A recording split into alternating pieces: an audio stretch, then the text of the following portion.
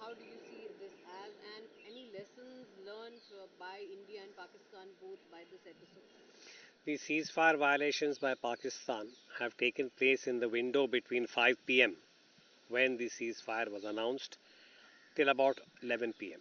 It appears, and this is the more benign interpretation, that maybe the formations down the line, especially on the LOC, may not have got the instructions and some acts have taken place.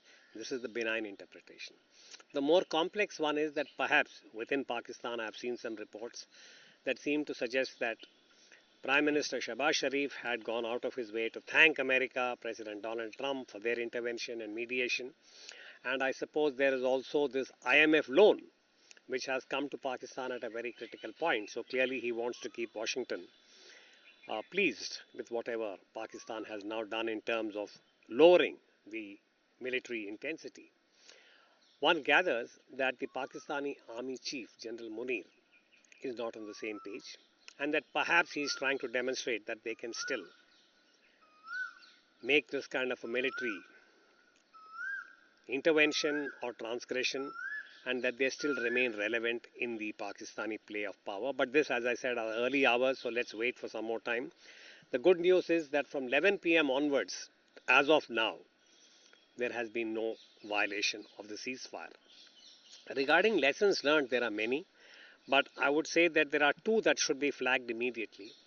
Number one, India seems to have now made it very clear, though it has not said this formally, that any act of terror coming from the other side will be considered to be an act of war.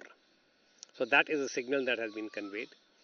And the second is that militarily, India has demonstrated that we have gone well beyond Balakot in terms of professional competence, the ability to plan and execute. That today India has demonstrated the ability to reach not just Punjab but Peshawar. And let me add, I'm not trying to suggest that we should be slipping into war again. Pakistan has also demonstrated a certain ability. India has had to look at its own air defenses. So perhaps there is a new normal in terms of the vulnerability on both sides. Do we want this to continue? These are some of the lessons we have to take. And a last point, now that we are on this, I think in India we should perhaps stop using the word non-state actors for terror groups operating in Pakistan.